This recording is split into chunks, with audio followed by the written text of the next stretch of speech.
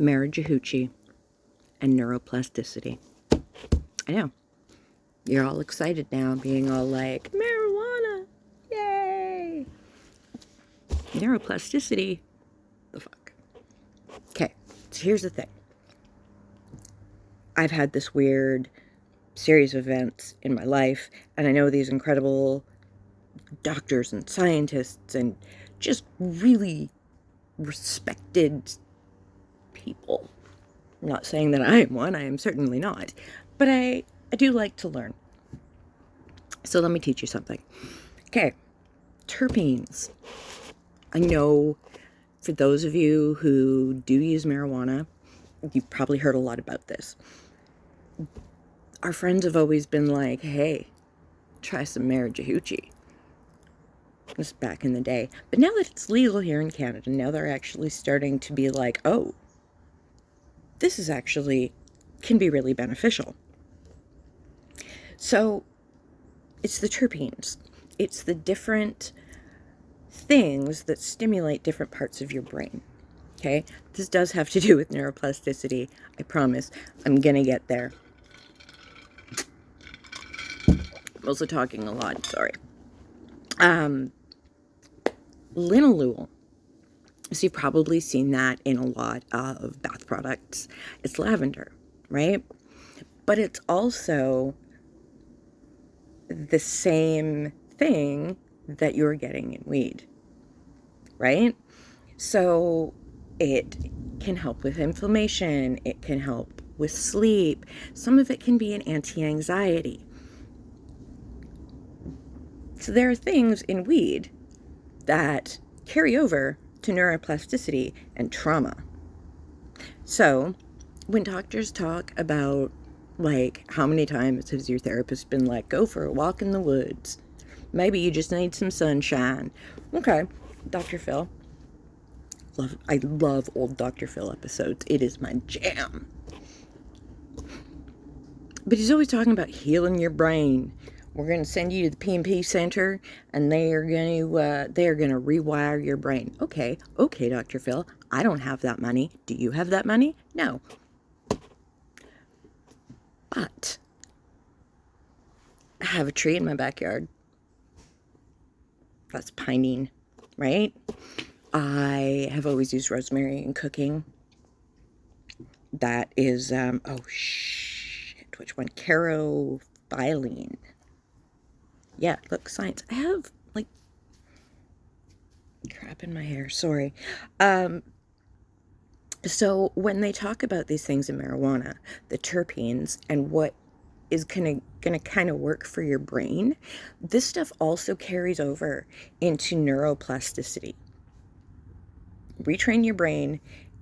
It can take 30 days. But there's little stuff you can do at home to hack that if you're not a big marijuana user, or if that makes you uncomfortable, or if you are on other medication. Marijuana being legal in Canada is kind of exciting, because they're really starting to find, the overlap in where this is helping people. And it's not going to work for everybody, right? But if you can start finding the things that are giving you joy, that are comforting you, like, what trauma are you healing from, right? Do you have anxiety now? Pinene, awesome. Trees, rosemary, spices. Like, there's all of these other different things that when we can look at what our brain needs to heal from, we can look at ways to heal it, right? And while it could be marijuana, it doesn't necessarily have to be. Looking at the science of marijuana and dovetailing that with neuroplasticity, looking at what our brain needs and how we can rewire it to help get through those issues, that's fucking incredible to me. This is something you can go and Google. I'm double checking all my sources. I don't know how to link in videos yet. I'm, like, super new to this. I have another channel where I talk about some physical trauma I've been through. I recently had all my teeth removed. But You know, we talk about trauma in such weird ways, and I think that a lot of people don't realize that, you know, trauma doesn't have to be extended. Like, not everyone has. CPTSD is kind of a new thing you're going to hear a lot about, where they talk about extended periods of trauma. Prisoners of war, if you want to go back, right?